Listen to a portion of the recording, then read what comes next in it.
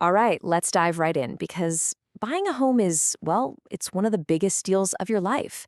So, how do you make absolutely sure that your dream home isn't hiding some expensive or even dangerous secret? Today, we are cracking open the world of property disclosures. So, picture this. You've done it. After all those open houses, all that endless online searching, you found it. The one. It's got the kitchen you wanted, the perfect yard, everything. Man, that feeling is just incredible.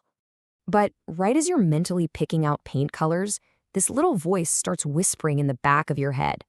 What about the stuff you can't see? You know? Because a beautiful house can sometimes be hiding some really serious problems that could turn that dream into a total nightmare. But don't you worry, we've got a plan.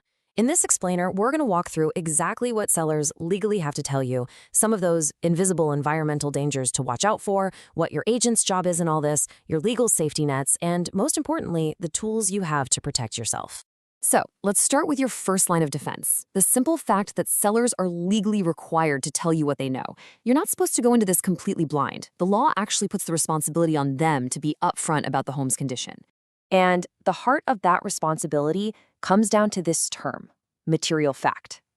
Now, as you can see, this isn't about some minor little thing, like a dripping faucet. A material fact is something so significant that it could make a buyer, like you, stop and think, maybe I should lower my offer, or even walk away from the deal completely. And this isn't just some casual conversation.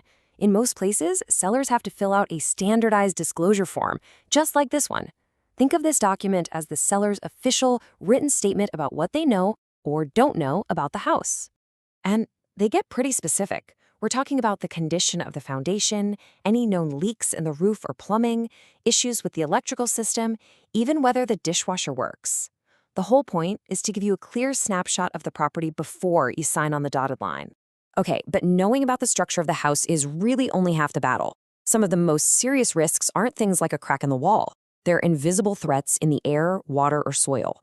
Let's get into the hidden environmental dangers. This table gives a really great high-level look at what we're dealing with. You can see the concerns are broken down by where you'd find them. So indoors, we're thinking about things in the air, like asbestos or radon. But outdoors, you could have issues with contaminated soil or water from, say, a leaky underground oil tank. Let's zoom in on a few of the most common offenders, and we'll start with a name that I'm sure you've heard before, asbestos. Yeah, for years, this stuff was considered a miracle product. It was used for fireproofing and everything from insulation to floor tiles. The huge problem is, when it gets old and starts to break down, its tiny fibers can get into the air, and that is a major health hazard. This is exactly why sellers have to disclose it. Getting it removed is not a DIY job. It's expensive and has to be done by certified pros. All right, next up is another big one, and this is especially critical if you have young kids. Lead-based paint. Here's the rule of thumb. If a house was built before 1978, you should probably just assume it has lead paint somewhere. The danger comes when that paint starts to chip or turns to dust, especially during a renovation. Because it's so risky for kids, federal law is crystal clear on this. For any house built before 78, sellers must disclose any known lead paint hazards. It's not optional. And now, let's talk about a threat that is completely and totally invisible. You can't see it, you can't smell it, you can't taste it. We're talking about radon.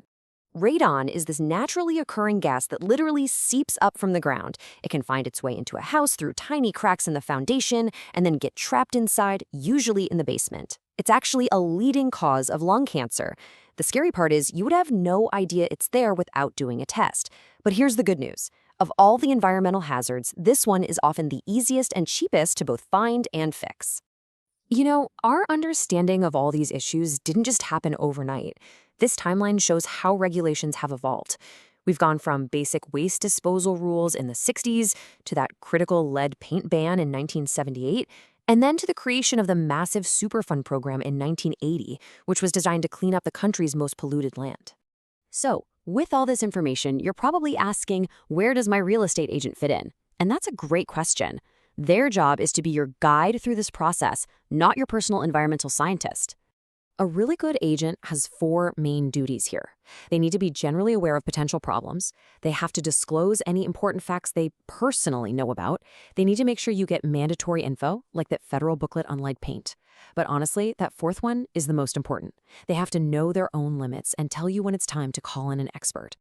Okay, now let's talk about the heavy hitters. These are the powerful federal laws that were put in place to protect not just you, the buyer, but the environment as a whole. I want you to just take a second and really let this quote sink in.